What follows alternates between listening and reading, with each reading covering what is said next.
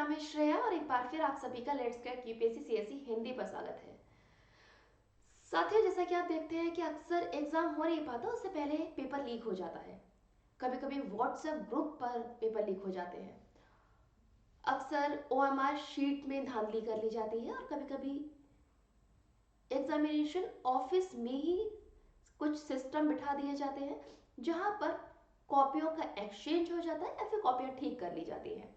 साथ ही इस तरीके के धांधली को रोकने के लिए लोकसभा में एक बिल पास हो गया है, यानी कि सार्वजनिक परीक्षाओं में अनुचित साधनों को रोकने के लिए विधेयक को पास कर दिया गया है, जिसमें चाहे वो यूपीएससी एग्जाम है, पीसीएस है, एनटीपीसी है, स्टेट पीएससी है, बैंक एग्जाम्स है, एसएससी एग्जाम्स है, इन सभी एग्जाम्स को टारगेट किया गया है। तो आज इसी के बारे में बात करेंगे। अभी रिसेंटली ये बिल पास लोकसभा में हो चुका है और क्या है ये बिल, क्यों इतना इंपॉर्टेंट है आपके एग्जामिनेशन पॉइंट ऑफ व्यू से और आपके अवेयरनेस के लिए, क्योंकि आप सभी विद्यार्थी हैं और आपको पता होना चाहिए कि सरकार ने भी अब आपके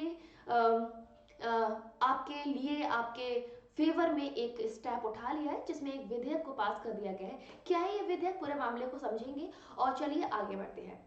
साथियों, the public examination prevents unfair means, यानी कि जो हमारे अनफेयर अनुचित काम हो रहे हैं, फिर चाहे वो नकल कराने का हो गया, फिर चाहे वो ओएमआर शीट में चेंजेस लाने का हो गया, फिर चाहे पर्चियां देने का हो गया, या फिर व्हाट्सएप पे पेपर को पहले ही लीक कर देने का हो गया।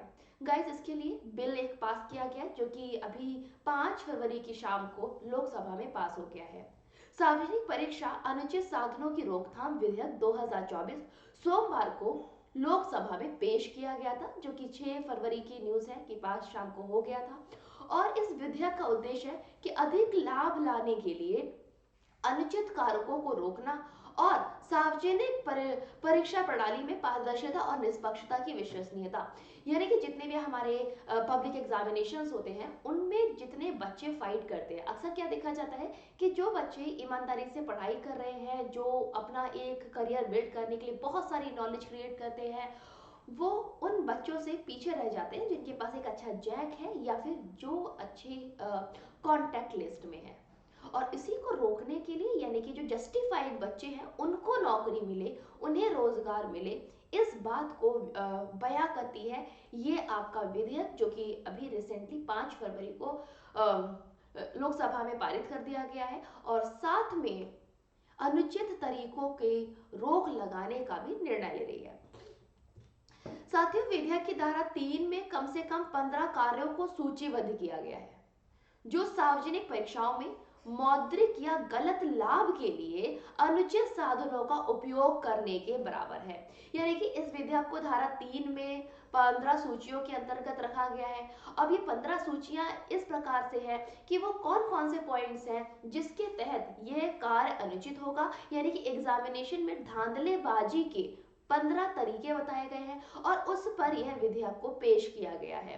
साथियों, आगे बात करूं उससे पहले अनअकैडमी आपके लिए 50% ऑफ लेकर आया है, यानी कि अगर आप यूपीएससी सीएससी की तैयारी करना चाहते हैं, आप ऑनलाइन क्लासरूम इंग्लिश के लिए या फिर इंग्लिश के लिए ज्वाइन करना चाहते हैं, आईएएस 2025 के सभी बैचेस पर फिलहाल 50% का फ्लैट ऑफ चल रहा है। तो जल्दी से ले लीजिए, देर मत कीजिए। इसका जो ऑफर है वो आज एंड हो जाएगा 12 बजे तक शाम को। गाइस, मेरा कोड है श्रेया 10, इसका इस्तेमाल करना मत भूलिएगा। चलिए अब ये देखते हैं कि इस विधेयक में वो कौन कौन से 15 पॉइंट्स हैं जिसको हाईलाइट किया गया है। तो सबसे पहला पॉइंट है प्रश्न पत्र या उत्तर कुंजी का लीक करना। एसएससी और सीजीएल के एग्जामिनेशन में आपने इस बात को सबसे ज्यादा देखा होगा। अभी 2019 में एक बहुत ज्यादा इस पे स्ट्राइक लगाई गई थी। क्यों लगाई गई थी? क्योंकि पेपर लीक हो गया था। एक रात पहले व्हाट्सएप पे पेपर लीक हो गया था। केवीएस के एग्जाम्स होते हैं जिसमें पेपर लीक हो जाता है, कई बार ब्लूटूथ लगा के स्टूडेंट्स अभ्यर्थी नकल करते हैं। तो उस पॉइंट को सबसे पहले हाईलाइट किया गया है कि प्रश्न पत्र या उत्तर कुंजी का लीक होना। दूसरा है प्रश्न पत्रों या उत्तर कुंजियों के लीक होने में मिली भगत, यानी कि पेपर लीक कैसे हुआ, इस पर भी सवाल खड़े किए जाएंगे। साथ में बिना अधिकार के प्रश्न पत्रों या फिर ओएमआर शीट तक पहुंच जाना या फिर कब्जा लेना, यानी कि गाइस जो ओएमआर शीट की एक्सेस है वो पहले से प्रोवाइड हो जाना, या फिर बिना किसी अथॉरिटी के उस रिस्पॉन्स शीट को, उस एग्जामिनेशन के पेपर को ओपन कर देना, इस चीज पर भी सवाल खड़े किए गए हैं। साथ में इस विधेयक में ओएमआर शीट में जो पुस्तिकाएं हैं, उत्तर पुस्तिकाएं हैं, उनमें की जाने वाली छेड़छाड़ को रोकने के लिए भी इस विधेयक को तैयार किया गया है। अगला पॉइंट है सार्वजनिक परीक्षा के दौरान किसी अनधिकृत व्यक्ति के द्वारा एक या अधिक प्रश्नों का समाधान प्रदान करना, यानी कि ये जो सार्वजनिक पब्लिक एग्जामिनेशन है उसमें अगर एक से अधिक प्रश्न लोग हैं जो कि पेपर को सॉल्व कर रहे हैं और उस सॉल्यूशन को प्रोवाइड किया जा रहा है, तो इस पॉइंट को भी इस विधेयक में शामिल किया गया है। साथ में किसी सार्वजनिक परीक्षा में किसी उम्मीदवार की प्रत्यक्ष या अप्रत्यक्ष रूप से सहायता करना। प्रत्यक्ष रूप से सहायता करना यानी कि एग्जाम का पेपर ही पूरा लीक कर देना। अप्रत्यक्ष रूप से सहायता करने का मतलब कि अगर वो बच्चा इधर उधर ताक झांक कर रहा है तो उसे ना रोकना, उसे ना टोकना, ये अप्रत्यक्ष रूप से सहायता करने के बराबर है। और इस पॉइंट को भी इस विधेयक 2024 में ऐड किया गया है।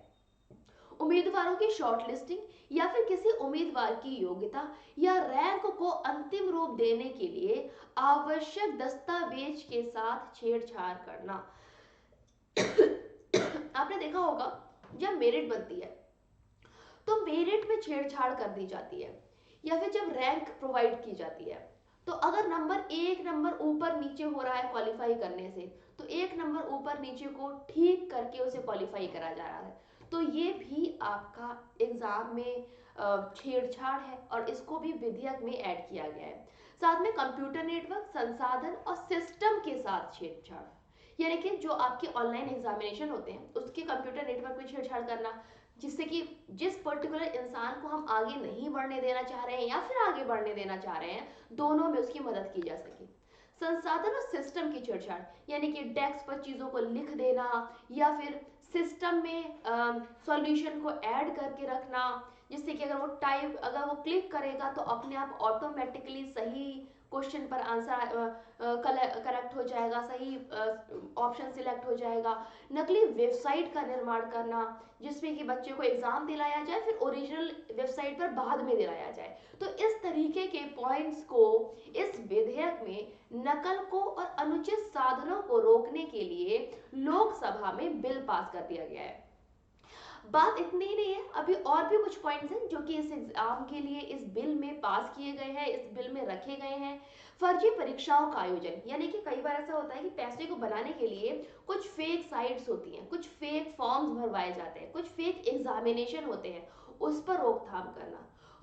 धोखा देने और अभ्यर्थी लाभ के लिए नकली प्रवेश पत्र या प्रस्ताव पत्र को जारी करना, यानी कि पैसों की मंशा को लेकर या फिर धोखे की मंशा को लेकर आर्थिक लाभ के लिए नकली प्रवेश एग्जामिनेशन पेपर भरवाए जाते हैं, एग्जाम फॉर्म भरवाए जाते हैं, नकली प्रवेश पत्र आता है, नकली प्रस्ताव पत्र जारी किया जाता है। इस पर भी इस विधेयक में इस पॉइंट को भी डाला गया है। साथ में परीक्षा सामग्री या रिकॉर्ड के साथ छेड़छाड़, हेरा फेरी करने वाला कोई भी काम हेरा फेरी करने वाला कोई काम का मतलब कोई स्टूडेंट है जिसने एग्जाम में अपनी कॉपी को लिखा और उस एग्जामिनेशन हॉल से बाहर जाके उस कॉपी को चेंज कर दिया गया, तो ये एक हेरा फेरी है। या फिर एग्जाम में पेपर आया, उसे पहले से अपने बुकलेट नंबर का पता होना, तो ये भी एक हेरा फेरी है। उसे प्रश्नों के उत्तर पहले से पता होना, ये भी एक हेरा फेरी है। इन सभी रिकॉर्ड्स को, इन सभी सामग्री के लिए भी इस पॉइंट्स में ऐड किया गया है। साथ में गाइस, परीक्षा के दौरान अनाधिकृत इलेक्ट्रॉनिक उपकरणों की सहायता का उपयोग करना। आपने अक्सर बैंकिंग के एग्जाम में, अक्सर सीजीएल के एग्जाम में बच्चों को, जो अभ्यर्थी हैं, उन्हें इलेक्ट्रॉनिक उपकरणों के साथ पकड़ा है, जैसे कि ब्लूटूथ हो गया, घड़ी हो गया, स्किन के अंदर चिप हो गया, और ये उस एग्जाम को क्वालिफाई कराने के लिए बच्चे करते हैं। यानी कि कोई बाहर से थर्ड पार्टी बैठी होती है जो उनको उत्तर बता रही होती है और उसको सॉल्व करने का काम अभ्यर्थी अंदर कर रहा होता है। तो इस बात पर भी प्रश्नवाचक चिन्ह लगा रहा है ये विधेयक 2024। साथ में परीक्षा के दौरान उत्तर या जानकारी साझा करने के लिए अन्य उम्मीदवारों का के साथ संवाद करना, यानी कि एग्जामिनेशन के टाइम पर आपके आसपास जो स्टूडेंट्स बैठे हैं उनके साथ कम्युनिकेशन करने के लिए, उनको उत्तर देने के लिए, जानकारी देने के लिए भी इस बिल को पास किया गया है।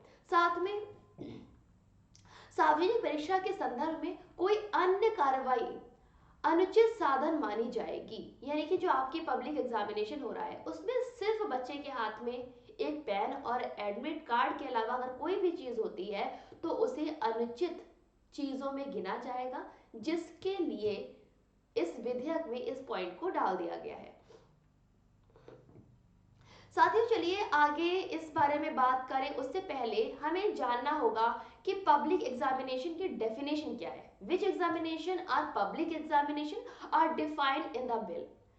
तो विधेयक की जो धारा 2 है उसके तहत सार्वजनिक परीक्षा को विधेयक की अनुसूची में सूचीबद्ध सार्वजनिक परीक्षा प्रणाली प्राधिकरण या फिर केंद्र सरकार के द्वारा अधिसूचित की किसी अन्य प्राधिकरण द्वारा आयोजित की गई किसी भी परीक्षा के रूप में परिभाषित किया जा सकता है।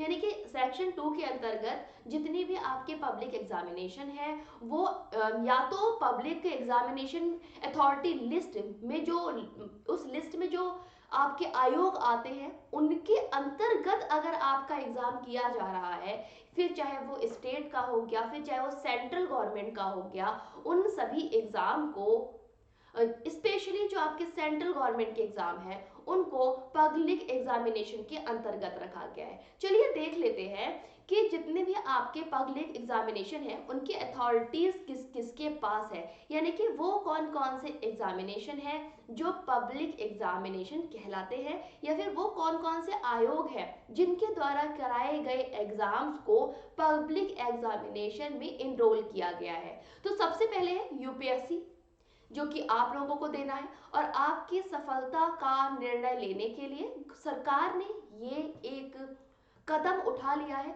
कि यूपीएससी के किसी भी एग्जाम में, फिर चाहे वो यूपीएससी सीएससी है, फिर चाहे यूपीएससी सीडीएस है, फिर चाहे यूपीएससी एनडीए है, किसी भी एग्जाम में धांधली ना हो, इसके लिए यह विधेयक पास किया गया है। आपने देखा होगा जितने भी हमारे आर्मी के एग्जाम होते हैं उनकी उम्र 18 से 21 वर्ष के बीच में होती है। अगर ऐसे एग्जामिनेशन जिसमें उम्र बहुत कम दी जा रही है और वो एग्जाम में धांधली हो जाए या फिर पेपर लीक हो जाए जिसकी वजह से मामला कोर्ट में चला जाए, तो ये एग्जाम 1 से 2 साल लंबे खिंच जाते हैं, यानी कि 1-1, 2-2 साल हो जाते हैं और ये एग्जाम नहीं हो पाते। अब इसका ड्रॉबैक क्या है, चलिए उसको सुनते हैं। साथियों इसका सबसे बड़ा ड्रॉबैक ये है कि जब एग्जाम आपका पेपर लीक हो गया, आपका एग्जाम कोर्ट में चला गया, अब ये पेपर जब कोर्ट में चला गया, जब तक इस पर निर्णय नहीं आएगा तब तक एग्जाम नहीं होगा, तो जो इंसान जो बच्चा 21 साल के करीब की उम्र में है वो इस एग्जाम की रेस से बाहर हो जाता है। यानी कि मान लीजिए अगर 1 साल एग्जाम नहीं हुआ तो हो सकता है वो 23 साल का हो जाएगा और फिर तो वो एग्जाम ही नहीं दे पाएगा। ये एक बहुत बड़ा लॉस है और इसके लिए भी ये बिल आपका काम कर रहा है। साथ में स्टाफ सिलेक्शन कमीशन यानी कि एसएससी के एग्जाम्स हो गए, रेलवे रिक्रूटमेंट बोर्ड आरआरबी के एग्जाम्स हो गए, institute of banking personal selection IBPS examination हो गए, नेशनल टेस्टिंग एजेंसी यानी कि एनटीए के एग्जाम हो गए। तो ये सभी ऐसे आयोग हैं, ये सभी ऐसे आपके एग्जामिनेशन अथॉरिटीज हैं जिनके अंतर्गत कराए गए एग्जामिनेशन को पब्लिक एग्जामिनेशन के अंतर्गत रखा गया है। यानी कि अगर इसमें से कोई भी एग्जाम होगा तो नकल ना कराई की जा सके, इसके लिए लोकसभा में बिल को पास कर दिया गया है। गाइस ये आपकी जो अथॉरिटी है, this authority conducts various examination और recruitment admissions such as civil services examination, combined defense test examination, railway recruitment, banking examination, national level entrance tests like IIT JEE and NEET examination। तो ये जितने भी आपके examination है, फिर चाहे UPSC हो गया, रेलवे हो गया, बैंकिंग हो गया, इंट्रेंस एग्जामिनेशन IIT JEE हो गया, नीट हो गया, इन सभी के लिए इस पब्लिक एग्जामिनेशन की धांधलेबाजी को रोकने के लिए इस बिल को पास किया गया है, क्योंकि जो बच्चा बहुत मेहनत कर रहा है उसके मानसिक स्थिति पर एक बुरा असर पड़ रहा है। अक्सर आपने देखा होगा खबरों में बच्चों के आत्महत्या के केसेस आते रहते हैं क्योंकि वो हताश हो गए होते हैं। इस चीज को रोकने के लिए भी ये बिल एक बड़ा काम करने वाला है, क्योंकि अगर ज्यादा ट्रांसपेरेंसी आएगी एग्जामिनेशंस में तो सिलेक्शन उन्हीं बच्चों का होगा जो एक्चुअली उस सीट को डिजर्व करते हैं, ना कि उनका जिनके पास एक अच्छा जैक है या फिर जिनके पास एक अच्छा फिनेंशियल ग्रोथ है जो वो किसी को भी प्रोवाइड कर सकते हैं। नामित प्राधिकारियों के अलावा यह विधेयक केंद्र सरकार के सभी मंत्रालयों, विभागों और कर्मचारियों की भर्ती में शामिल करके उनके संबद्ध और अधीनस्थ कार्यालयों तक फैला हुआ है। यानी कि ये जो आपका बिल है इसके कुछ इस तरीके से इसे डिजाइन किया गया है कि जितने भी हमारी एग्जामिनेशन अथॉरिटीज हैं वो सभी मिनिस्ट्री के लिए, डिपार्टमेंट ऑफ सेंट्रल गवर्नमेंट के लिए और उनके संबंधित सबऑर्डिनेट्स ऑफिस के लिए, इन सभी ऑफिस के रिक्रूटमेंट स्टाफ के लिए इसे इन्वॉल्व किया गया है। साथ में guys central government has decreed the old new examination authority to the schedule through notification needed. यानी कि केंद्र सरकार के पास जो आपकी ये अथॉरिटीज है इसके द्वारा हम नई परीक्षा के अधिकारियों को जोड़ने का भी एक शेड्यूल प्रोवाइड किया जाएगा जिसमें हम बाद में चेंज नहीं कर पाएंगे। नेक्स्ट बात कर लेते हैं। विधेयक की धारा 9 में कहा गया है कि किसी भी अपराध संज्ञेय, यानी कि जिसपे हमें संदिग्ध अवस्था में जिसको हम समझ रहे हैं कि ये अपराध करने वाला है या फिर इसके पास किसी कोई चीज हो सकती है, गैर जमानती और गैर समझौता योग्य होंगे। जितने भी अपराध होंगे इनमें किसी भी तरीके की जमानत नहीं है और ना ही किसी तरीके का समझौता है। यानी कि इसका अर्थ ये हुआ कि इसमें बिना किसी वारंट के गिरफ्तारी की जा सकती है। साथ में यह जमानत अधिकार का मामला नहीं होगा, यानी कि इसमें जमानत नहीं दी जाएगी, बल्कि यह मजिस्ट्रेट को निर्धारित करना होगा कि अभियुक्त जमानत पर रिहा करने के लिए उपयुक्त है या फिर नहीं। मतलब इसमें पूरा जो केस है वो मजिस्ट्रेट का रहेगा और मजिस्ट्रेट ये डिसाइड करेंगे कि जमानत की जानी है या नहीं की जानी है। अन्यथा इस बिल में इस बिल के द्वारा किसी भी तरीके की धांधली को जमानतहीन रखा गया है। साथ ही नॉन कंपाउंडेबल ऑफेंस, यानी कि जो आप ऐसा अपराध जिसे माफ नहीं किया जा सकता, is one of which case can not be withdrawn by the complaint even when complaint and the accused have reached and compromised, a trial must necessarily follow।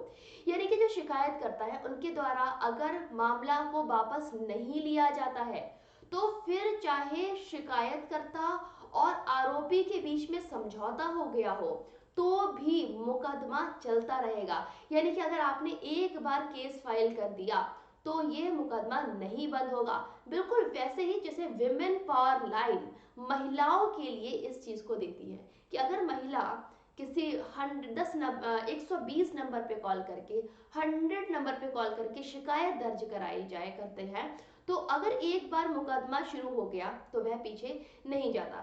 साथ में अनुचित साधनों और अपराधों का सहारा लेने वाले किसी भी व्यक्ति या फिर व्यक्तियों के लिए सजा 3 से 5 साल तक या फिर 10 लाख तक के जुर्माना हो सकता है।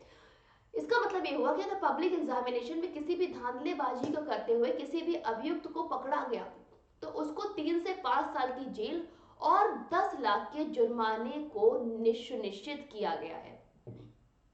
साथ में यदि दोषी जुर्माना देने से विफल रहता है, यानी कि जो 10 लाख का जुर्माना रखा गया है या फिर 5 साल की और 3 साल की जेल रखी गई है, अगर दोषी यह करने में असफल रहा तो विधेयक की धारा 10(1) में ये भी कहा गया है कि भारतीय न्याय संहिता 2003 के प्रावधानों के अनुसार कारावास की अतिरिक्त सजा दी जाएगी। यानी कि अगर आर्थिक मापदंडों को पूरा नहीं कर पाएगा तो वह कारावास के समय सीमा को उसकी और बढ़ा दिया जाएगा।